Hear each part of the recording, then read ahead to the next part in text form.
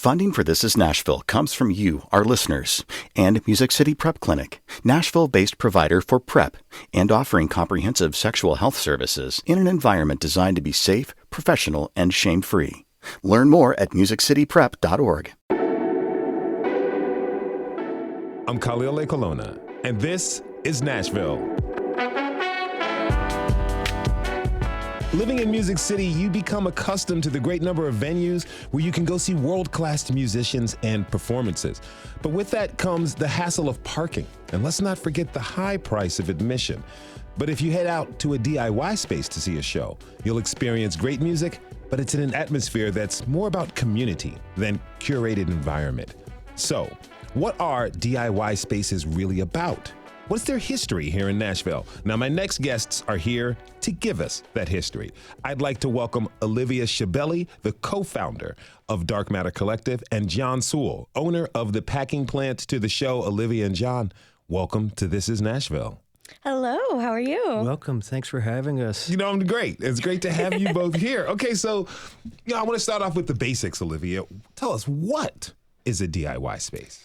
Well, DIY stands for do it yourself, but I always like to put the little disclaimer on it that it's never really yourself. Yourself is the general you. It's more like do it together. Okay. So I feel like it's a space that is often birthed out of necessity, a place where communities come together that are all interested in very similar or adjacent activities, usually art and music. And people come together and want to just kind of create these spaces where they can gather and do their art and music. Okay, so you're from upstate New York, right? I am. And that's where you first encountered a DIY space, correct? Yeah, in a way. I went to, there's a very historic folk venue called Cafe Lena in Saratoga Springs, where I'm from. And my best friend and I, every Wednesday, we did the Emerging Artist Breakout Series, which I learned how to work a soundboard, and I was 16, and we would book bands, and we would make cookies and coffee and do that whole thing. And that was super formative for me when I realized how important it is to foster emerging artists. Did you have any emerging artists who went on to make it big? Yes, but it was it's a very different scene in upstate where it's more folk venue, kind of acoustic, things like that. When I moved to Nashville, though, that's when I got into punk and metal and indie, and that really changed my life. Okay, so talk to me about when you moved to Nashville. Did you discover the DIY spaces here when you arrived, and how did you find them? Yes, I did. I remember I had come here as a 19-year-old looking for community, and some friends of mine, I kind of stumbled into Nashville on my way somewhere else, and they were like, you can't leave. You got to see all this cool stuff that's going on. And I was like, I guess. And they took me to this place, John, you'll remember, Little Hamilton. Iconic. And they were like, come for a dance party. My friend Laura was DJing. It was a super deadly dance party. Oh, great. Yeah, those were fun. It was in October. This is my Nashversary. So October, aka Rocktober in Nashville, is very lively. So I remember going to Little Hamilton, which was on a street, Little Hamilton, by the fairgrounds, and it was just an open warehouse space. It was so cheap. It must have been $500 or $600 a month. Ugh, thinking about that makes me... Those days are long gone. Long gone. But I remember stumbling into this magical place. It was like Narnia, where you open the closet and you stumble in, and there are all these beautiful freaks and weirdos, and everyone's dancing and in costumes because it was kind of Halloween. And I just remember being mind blown and thinking, this is what I want to do with my life. These are my people. Now, John, what made Little Hamilton special to you? For me, the first memory that popped into my mind was almost burning the place down accidentally. Wow. I was, this is tangential and off topic, but I was in a band called Party Cannon, and Inside Fireworks were our thing, which you can't promote that on the radio. No, we're not. Yeah, we're not promoting that. But anyway, someone threw some fireworks in my fireworks stash, and I built this scaffolding. So I was playing drums, standing up on the second tier of scaffolding, and all the fireworks start going off. So the place fills with smoke. But it was a magical place, and I feel like that places like Little Hamilton, or when I think about DIY spaces, I think about those are the places where people play. And at least for me, that's if you wanted to look at a theoretical background, that's where I would say that's really where culture comes from, is where people play and there's not a material interest in it.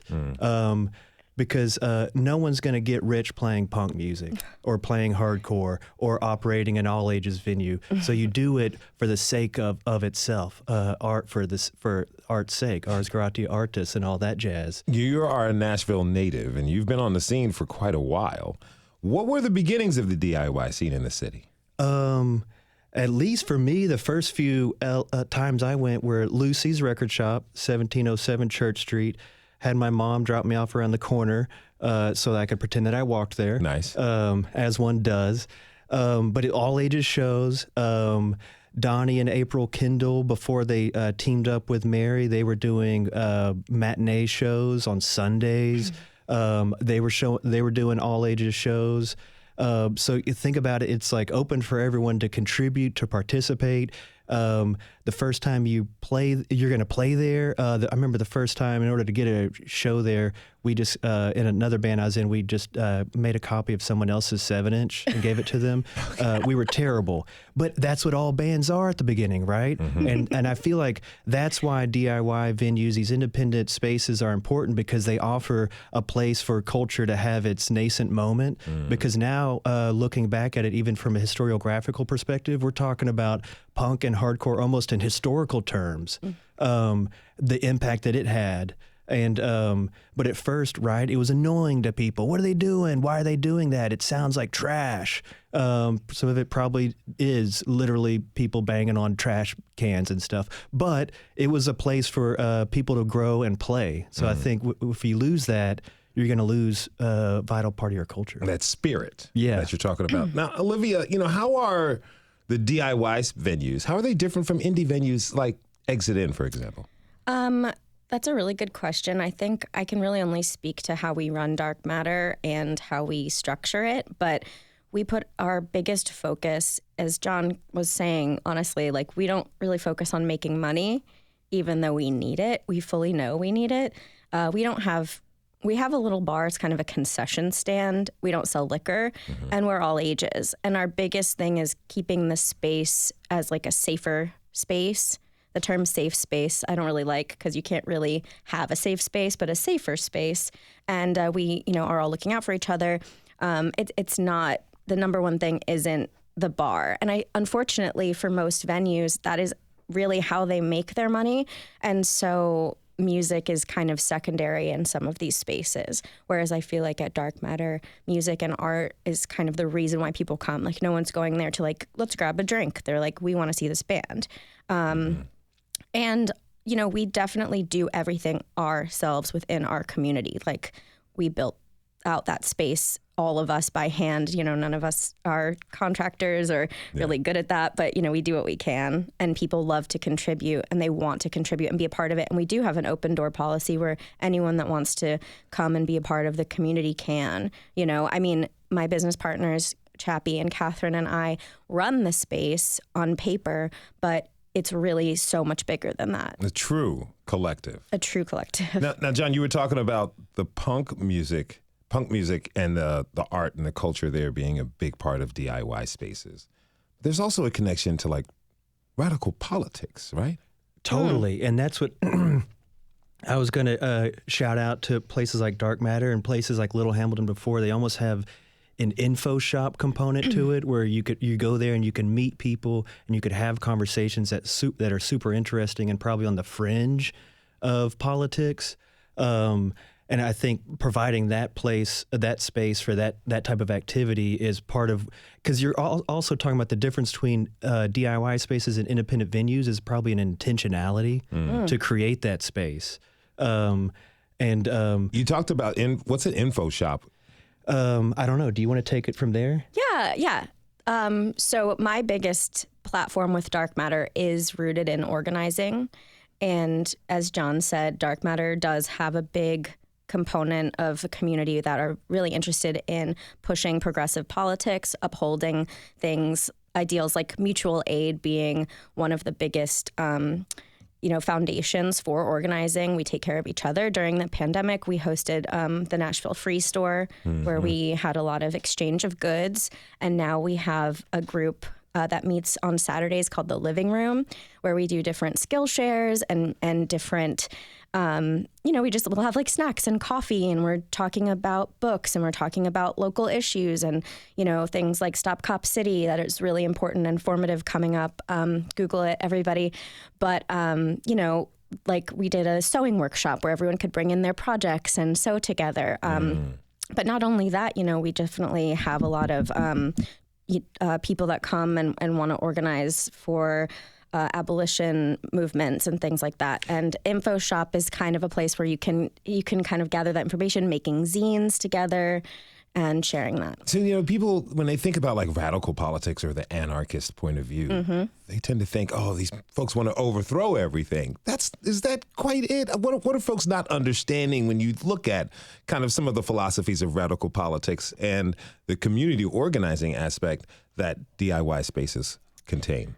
That's such an amazing question, and I feel like one that is such a giant question. It's hard to kind of summarize. We do giant questions on This Is Nashville all the time. I love that. I love that so much. I mean, I first of all would encourage everyone to come by Dark Matter Saturdays from noon to 3 and check out what we're doing, and we could have more in-depth conversations. But let's see. What can you repeat that question? I'm curious about, many folks, they have a certain perception of the rebellious politics and anarchist point of view. Right. And that seems to be at the heart of what some DIY spaces are all about. And my question is, like, what are folks really misinterpreting or not understanding about that point of view and why it's so important to DIY spaces? Well, I think leftist politics is such a giant umbrella because I think all of my friends and all the people involved, we all have different focuses and we all have different things that matter to us more. So maybe like, in this world, you really have to pick and choose your battles and choose your energy wisely. And so it's just really like a big playing field of just everyone looking, how can we make the world a more equitable place? How can we make this place a safer place for our trans siblings, for, anyone that is marginalized? How can we protect each other? And it really is about that. It's about solidarity, I think, at its core. It's not necessarily about burning things down and lighting things on fire just to say, oh, we don't care about anything. It's exactly the opposite. It's like almost like nothing matters, so everything matters. That makes sense. It makes sense to me, definitely. In 2016, there was a deadly fire at the Oakland-based DIY space Ghost Ship. Over 30 people there lost their lives. And the fire kind of alerted authorities all over the country about DIY spaces. I know soon after that, when I was living in Albuquerque, New Mexico, they kind of looking at the DIY spaces out there. I know that happened here in Nashville. I'd like to hear from both of you. John, you first. How did the authorities here react after the Ghost Ship fire? Oh, that's a good question. And I'll probably let you answer that, but I wanted to tag something onto what you guys were talking about earlier. Yeah. I was like, I think a lot of people are still under the misguided understanding of anarchist politics as being like the bomb-throwing, bearded bomb thrower from like 100 years ago. Propaganda by the deed is political assassination. But now I'd say propaganda by the deed is living the world that you want to see. And so I think for a lot of people, it's coming together in community. And it's not necessarily anarchists with a capital A. It's more people just living that life and walking that life as a model for others. So, for instance, when you have an art crawl where there's a bunch of booths set up and it's people distributing homemade materials, silk-screened, handmade zines, it's showing that, hey, we could create a new world together. And it's not necessarily being like, all right, we're going to talk about the state as a tool or instrument of oppression. We're just going to walk the walk. And so that I think that's more attractive to people. As far as the so well said. Oh, thanks. I hadn't practiced that. I probably should have done it better. But it's a big question. It was a great job. Okay, good. Yeah, but maybe I was going to let Olivia speak more to the reaction to when that came down. Well, because it directly affected us in that setting. Right. I mean, I remember Ghost Ship happened. A month later, we were kind of buzzing around like, are we going to get shut down? You kept seeing all across the country. And then, of course, it was December 2016. Fire marshal rolls up very casually. No one had called. We were in place where there were no neighbors. It was almost like they had a master list, and we had to shut down. What location was it? On Indiana. It was Dark Matter 2.0. Yeah. Right. Because we just keep bouncing around like little cockroaches, but you can't kill us. But it was really not shocking at the time. We were just sort of like, of course, we saw that coming. And then I always like to cite that, like, I definitely worked to get us back up to codes. And that was a whole crazy experience that was very telling of the system being broken. However, we did open back up eventually, but it is so disappointing to think, our political system or our local systems, they say, oh, this happened, this was an emergency. How can we better support artists? How can we make these spaces more accessible? Right, Instead of that, they just say, this is a problem, we're going to shut it down, which doesn't work. Prohibition in any shape and form doesn't work. Let's take a short break. Cool. When we come back, we'll learn more about the DIY spaces in the city and hear how Nashville's booming real estate market is affecting the DIY community. Do you go to DIY spaces? Which ones? Join the conversation by tweeting us at This Is Nashville. We'll be right back.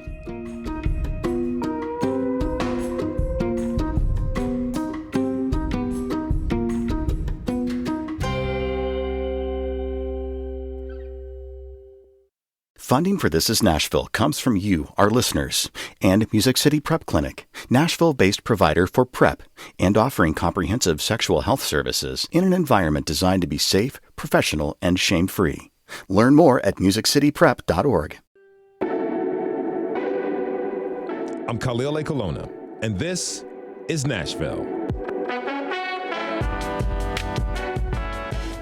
DIY spaces are cool underground venues to see anything from a musical performance to a poetry reading.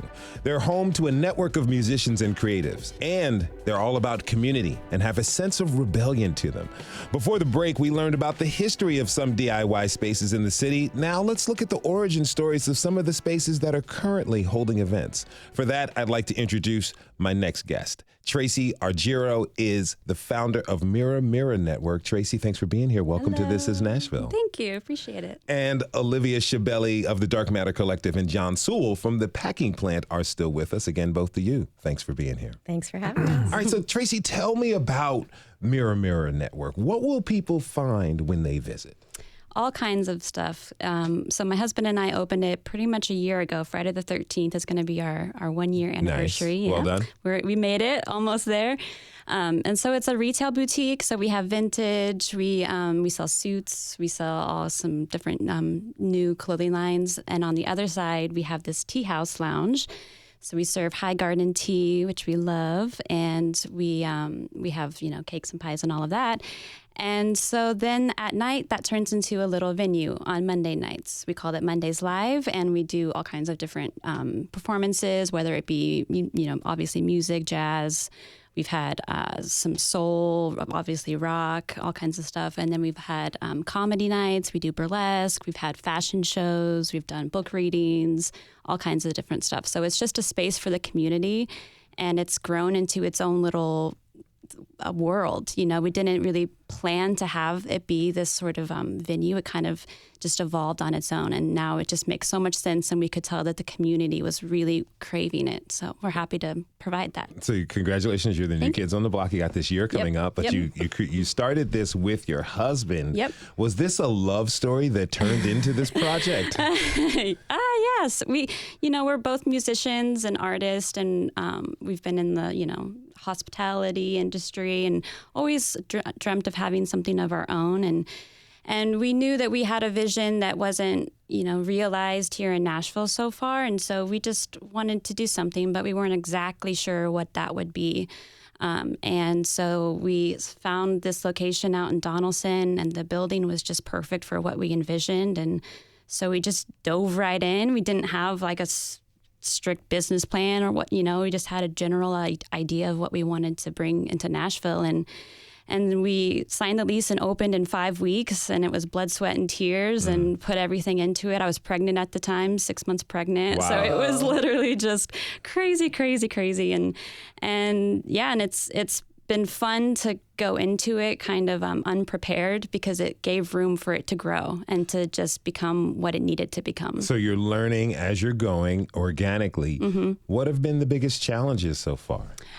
Because it's just pretty much the two of us. Obviously, like you said, it takes a team and a village, and we have that, thankfully. But I think prioritizing and seeing what we can do and what needs to just be in that way, and let things happen, not on a schedule, just organically. And so it's a lot of spinning plates and listening to the community, and then also intuitively knowing, what we want to do. So I think that's been the most challenging thing, is because for me, I always want to jump in and have everything done exactly, the way I see it right then. But this has been a learning experience for patience and for listening and responding and that way. So I have a great idea for your next event. Okay. Plate spinners. Oh, we just had a magician at our other event this past Monday, and that's naturally the next step. Awesome. Let me know. I'll be there. Yeah, some pies and cakes, Hey, all of it. Let's do it. Now, Olivia, Dark Matter is like one of the OG DIY spaces. At this point, yeah. Yes. So if someone goes, what can they see? Most nights we have live music, I would say. And over the years, and because we are so established, we have a lot of touring bands that come through. And lately we've been having some bigger names that's been really, really fun. And really, it's an honor to host these people.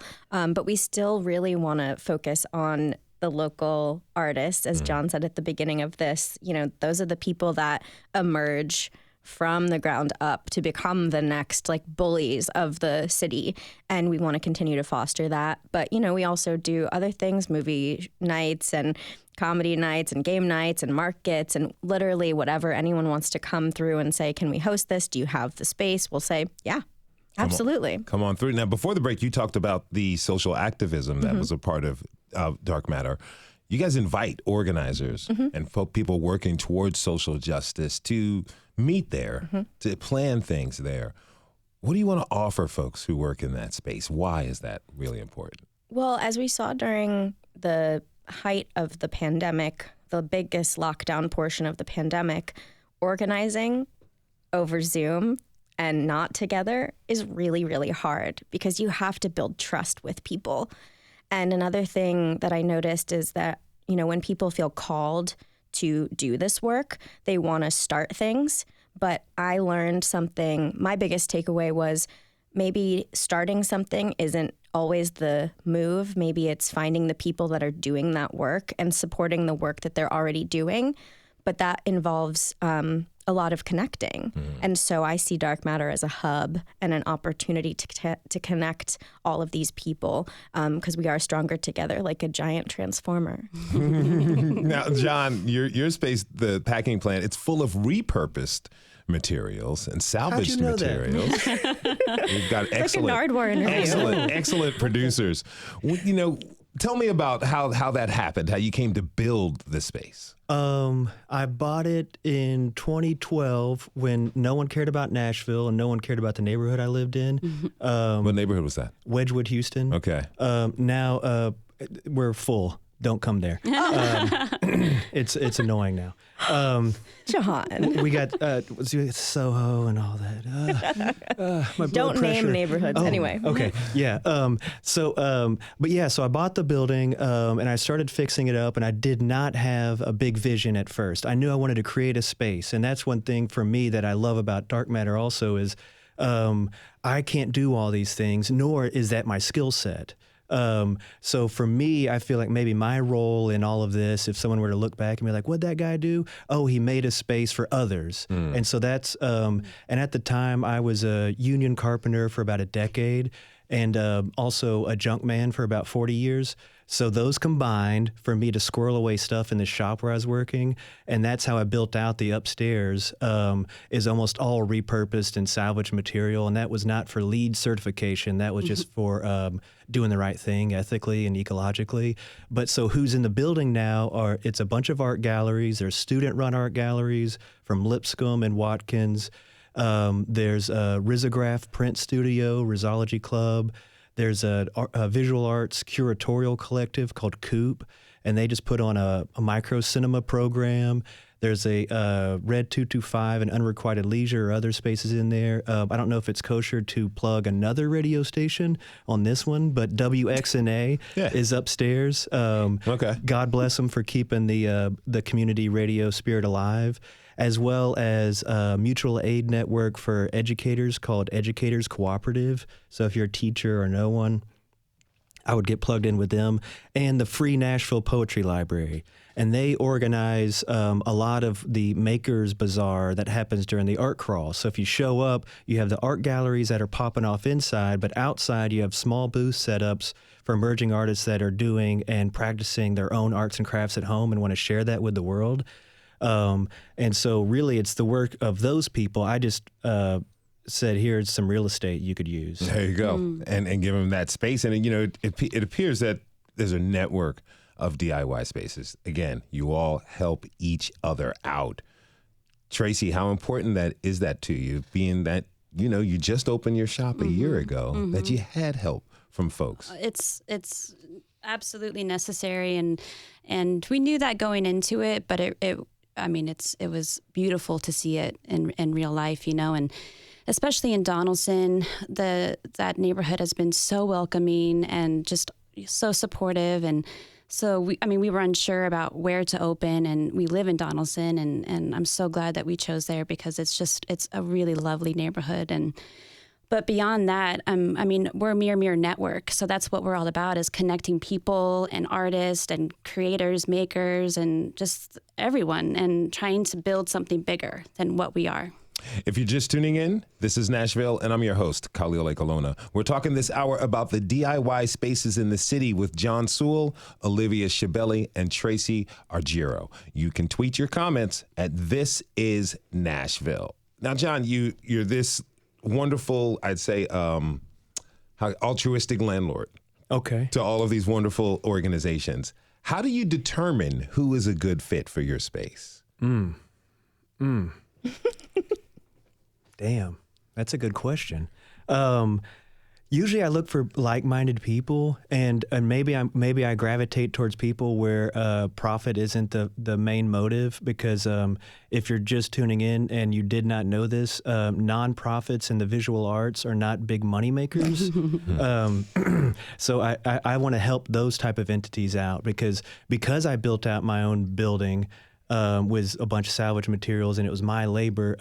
I could keep rents low, which I've found out are drastically lower than what's going on up around me. But I'm in commercial real estate by accident, right? I just made a building and I wanted to stock it with cool people. And I think someone told me we find the others in whom the fire burns. And so when I meet people and they're doing something that's super interesting, and they're a good fit. Specifically downstairs is all the visual arts galleries, so those work together really well. And almost all of them are entities that were either about to get kicked out or they saw the writing on the wall as far as where they were located, be it the arcade downtown, somewhere in the May Hosiery building when it got bought, and everyone got kicked out. And so maybe that's also, maybe I'm the cool place of last resort. I don't know. Well, you're definitely helping a lot of people out, you know, because you talked about it. The city is becoming more costly to live in. As I say all the time, the rent is too damn high for commercial spaces and for domestic spaces as well. You know, so what does having spaces like this mean to the city, you know, as it's becoming so expensive, Olivia? Just to continue to foster places for people to gather. I mean, the only way you meet people these days really is by kind of connecting, going out there, going to a show, or, you know, I love what you said, you see the fire in people. It's hard to see that online. And it's also hard to tell, like, who's posting from a certain account. You know, you don't really know. But when you meet people, you're like, oh, you're the person that's doing Mirror. I've heard about you. And I was just saying this to Tracy. Like, I've heard about you doing amazing things. And also I want to say that the idea of competition within our community. It doesn't exist because we are all kind of fighting for the same thing. So it's more along the lines of what can we share together? And if Dark Matter's busy one night, we can recommend Mirror Mirror or whatever. And that means so much to me to be able to say Nashville is a place that you should come and do your art or bring your band or do your pop-up, try the thing. And we have these spaces to provide for you to do these things. I want Nashville to still be a place that is for artists and for radical, like-minded people. And the more we gatekeep things like property, the less we're going to have for that. And Nashville is Music City. Let's keep it Music Art City. Let's keep these things alive. Are you worried, Tracy, that things are going to become too expensive for venues like what the three of you all run and own to exist? Definitely. I mean, it's a struggle. It's not easy in any way. I think that we have Donaldson is a little bit more affordable than other parts of Nashville. So we even have it easier than others. And it's tough. And you have to want it really bad to stay in there because it's a fight. And I think that, with the prices being so high, some people won't take that risk. And that's really why we felt so strongly about opening something like this, because we knew that we had that fire in us. So I think if it's more accessible, more people will want to do it. Najah, I'm going to give you the last word for this segment. What do you want people to know about our local DIY community?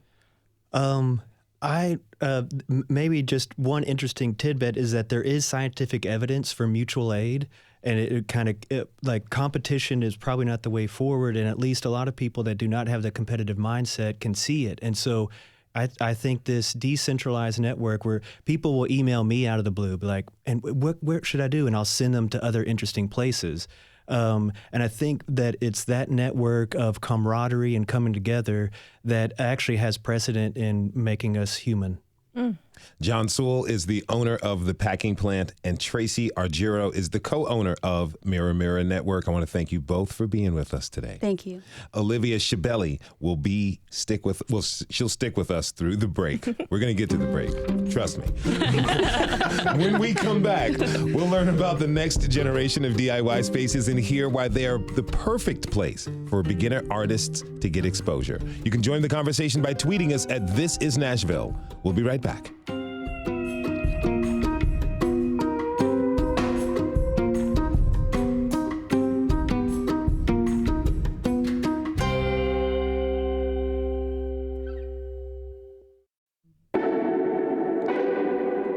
I'm Khalil Ekalona, and this is Nashville. We've been discussing the importance of DIY spaces in our city, and these are venues that are for and by creatives. They're inexpensive and accessible to artists and musicians of all levels.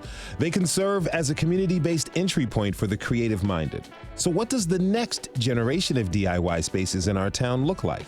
My next guests started a DIY art gallery called Random Sample. Linda Parrott is the founder and director of Random Sample, and Andy Bilheimer is assistant director. Linda, Andy, thank you for being here. Welcome to This Is Nashville. Hello, thank you for having us. Yeah, for real, this is awesome. Yeah, Really it's cool. Awesome to have you both here. Linda, tell me, how did Random Sample get started? Yeah, I mean, so it's been kind of a brainchild of mine for a really long time, and I do photography and videography in Nashville, and it definitely felt like a visual art space that's like approachable and small was kind of lacking for newer artists who have maybe never shown before. And then I was just always had my eye out because I've been here for almost a decade. Okay. And then I just happened to drive past that building one day, and then I was like, oh, this looks really cool and could be a really cool space for an art gallery. And then it happened. So yeah, that's kind of. Now, that's it, you say you wanted to do a space like this for a long time. Yeah. How long? How far back does this dream go? I mean, honestly, kind of the more I think about it, since I was even in high school, I mean, maybe not in this kind of iteration, but I always thought it'd be really cool to have a space that's kind of community driven, whatever that really looked like. And And then Olivia actually got me on board with Dark Matter. I used to work there. Shout out. Love that And so space. does Andy. Yeah, Andy works there now. Yeah, we're all a little family. Community. Yeah. We are. We're all cronies. Now, I hear that Random Sample is not just an art gallery, right? It does other type of events and gatherings. Tell me about those. Yeah, so we do host music, which I guess has taken off a lot more than I anticipated. Because The need is so high. it is like, it's very true. But yeah, and we've had like also kind of like movie nights as well. And we've had like performance art, like someone did a whole, I guess just like skit of sort. Okay. But yeah. Okay. Now, Andy, you were there from the very beginning Yes. with Linda, right? Tell me, what's the space like, and what should folks expect if they go into an event at Random Sample? The space itself is small, especially unassuming on the outside at first, and then you walk in, and that's kind of where all of the art is hanging up, and there's like a gift shop on the side. But yeah, it's very small, very cozy little spot, and it's kind of tucked away on the corner of Charlotte. So you have to know where you're going. Oh, yeah. To find it. All right. So I'm interested, like, how has the vision for the space changed over time, seeing that you were there from the very beginning? Well, at first, I think it was sort of mainly going to be envisioned as an art gallery. And I think, what was the first show we had there? Like artists? Or for music? Oh, that's a great question. I actually think it might have been volunteer department played. It was like acoustic.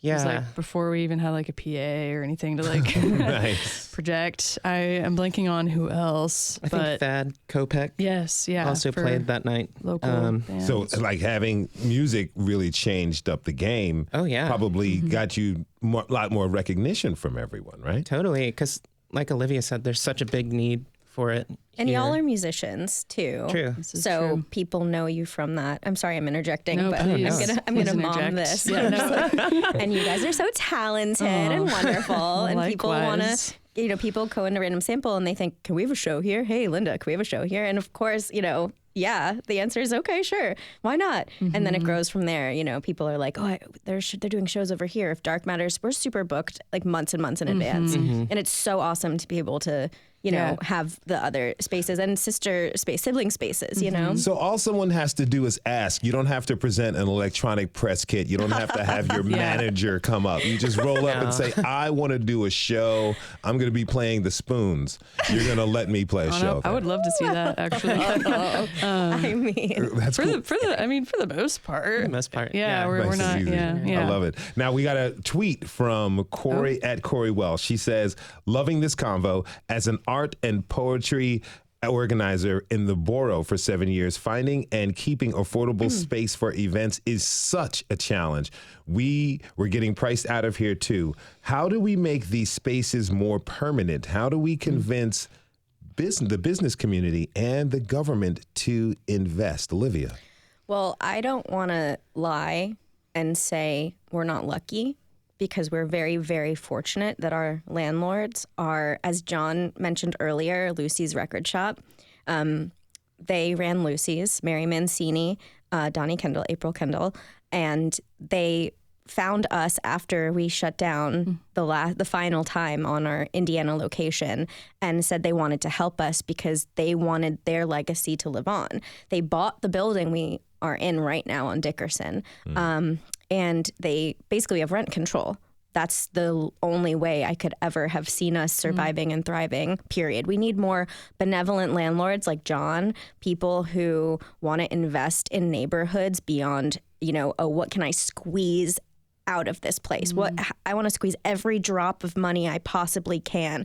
But it's really hard to convince people to not do that, because we are so entrenched in capitalism as the bottom line, even with art, even with the arts. So, if you're out there, if you are rich, if you want to help us all out, buy a building, lease it to artists at a reasonable space, please, anybody, You know, Linda, but I really appreciate those comments, Olivia. Now, you know, Linda, as you're getting started, you and Andy are in this for 2 years. How are you planning to meet those challenges of affordability in the city? That is a great question. I guess kind of just take it as it comes. I mean, definitely grants are super helpful. Are you guys a nonprofit? We're not. We actually are not. Is there an option? Always been, have you thought about We have that? thought about it, yes. But Dark Matter's in the middle of transitioning to that. And why did you guys decide to make that transition? Well, because we've always been a nonprofit, period. Yeah. You know, we don't make any money we make. Even I don't make money from Dark Matter. We put it right back into the artists. We put it right back into the space. We pay our employees. And it only makes sense to go that route because there are so many more resources if you're a nonprofit, but you have to have that government paperwork, which is frustrating. We can't just say like, help us out because we're helping the community. They want you to prove that sort of stuff. So anyway, it's a lot of work to do that as well, but it does make sense. Yeah, I feel like we're very similar in the same boat of just like, it all goes back into the space and like the people who invest into it. But it's not good to not pay yourself to do this work as well because you want to make it sustainable and you want it to grow. So we have to make those spaces for ourselves to be able to do this. I want to ask about that because I'm thinking it's obvious for all the guests. This is a labor of love for all of you. 100%. Yeah. But it's still labor. It's definitely labor. And stuff like funding gives you time and energy to sort of put into that, to cultivate that labor. Do the work. Yeah. If you're just tuning in, this is Nashville, and I'm your host, Khalil Ekolona. We're talking this hour about DIY spaces and the next generation of venues. My guests are Linda Parrott, Andy Billheimer, and Olivia Shabelli. You can tweet your comments to us at This Is Nashville. So you all are doing this truly for the community. Yet you got to figure out a way to put food on the table and pay rent for your own places. What are you doing to support yourself while you're supporting the community? Andy? Well, I work at a music store in East Nashville called Fanny's House of Music. Woo woo. And I also occasionally work at Dark Matter, working sound and bar for events and stuff like that. And other than that, just doing like gigs here and there. It's all about the side hustles. Yeah. Side hustles. Look, we just had a conversation with the president of the local SAG-AFTRA chapter, and it's much the same thing for actors. And I feel like that's the case for creative people in any city, but specifically here in Nashville. The folks who give us art, the folks who give us entertainment, give us things to do, have to do a lot of other work just to support themselves. And it just kind of looks like we prioritize being entertained so much, but it doesn't feel to me like we prioritize the entertainers. Ooh. How do y'all feel? I mean, that is completely right on. And when I first moved to Nashville, it was 2009-ish. A reason why I moved here, why I landed here, was because my rent was $800 a month. It was a 2-bedroom, 2-bathroom house with a basement we could practice in and all that. And I could work part-time or work a job that was not maybe as lucrative, but I had time to tour in my band and do DIY. And as that has changed, you know, our income hasn't changed, but the level of, you know, rent and things like that has changed. So it is kind of sad that Nashville used to be a place where artists could be very chill and do their art and work. But yeah, it's a little harder now. Harder now. Is there an opportunity to keep that going? I still just put it back into the hands of real estate and, you know, living and working commercial spaces. I mean, it's just, and also the minimum wage in Tennessee, people don't really know this. It's still $7.25. You know, that's offensive beyond anything else. Of course, most places do pay more these days because they're, I mean, let's hope. But those are big, huge issues that, you know, we can't solve. We're not equipped to solve that.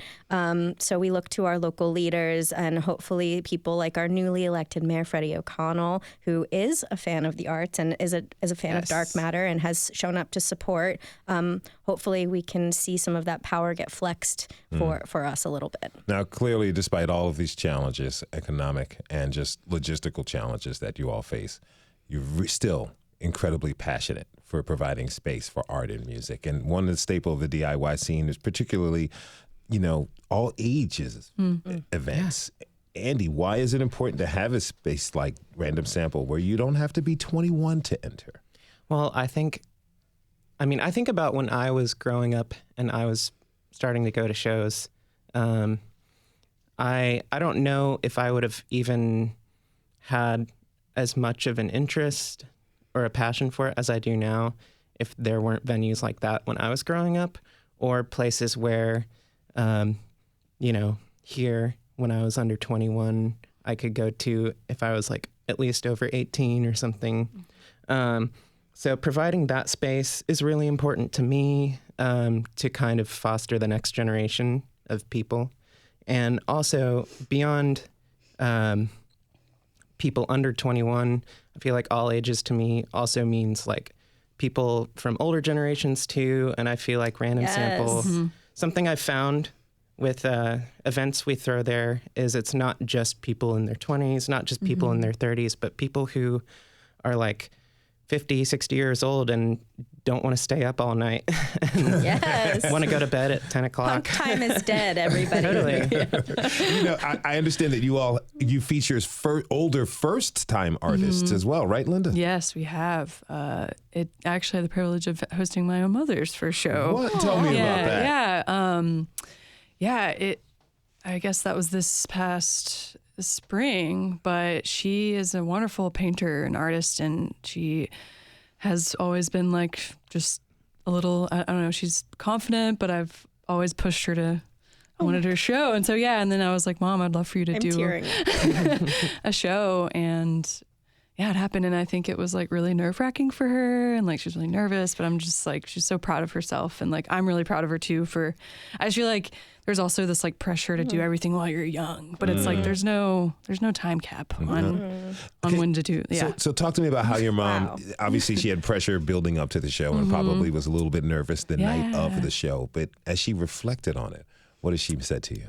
I mean, I think she's just really grateful to have had like the opportunity and to like, have been able to just do it at all and like have, again, just, it's like, it goes back to just being able to provide a space that's like approachable and small and you can just kind of envision when you walk in, like whatever you want it to be, or like, we'll champion it to hopefully do that. How did it feel for you, babe? I know. I even was like a little bit like, oh my gosh. That's like also such a privilege and a delight to be able to like have been able to do that and like do that together. That's something I'll definitely cherish forever. Yeah.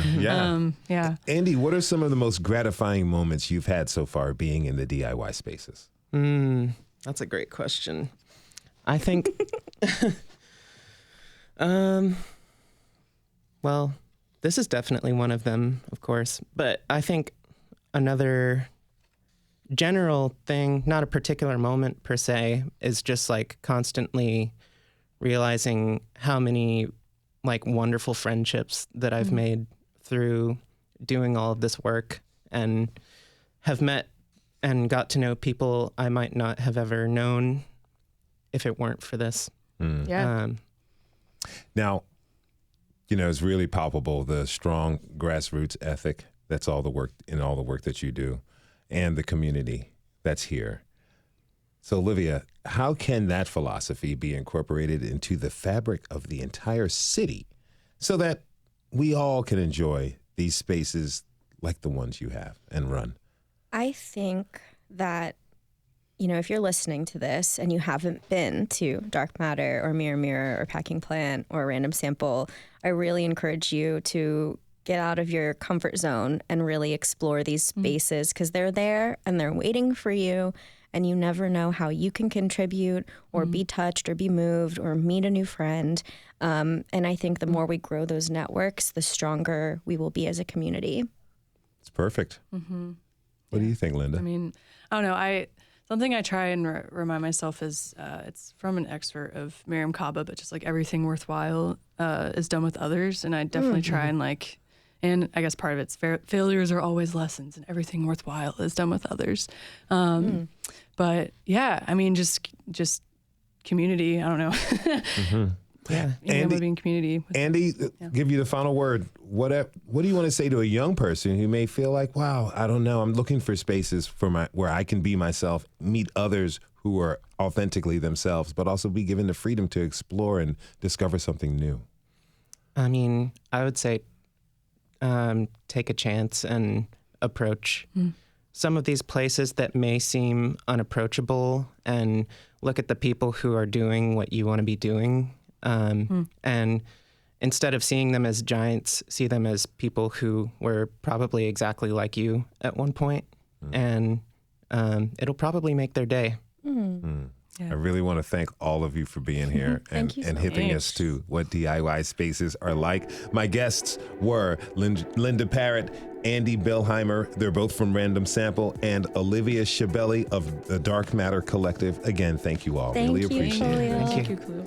And thanks to you for tuning in this hour. This is Nashville is a production of Nashville Public Radio. Today's episode was produced by Magnolia McKay.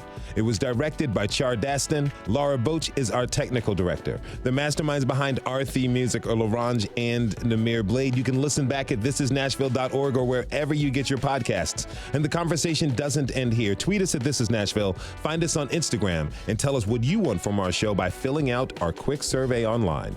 This is Nashville. I'm Khalil Ekalona. We'll see you tomorrow, everybody, and be good to each other.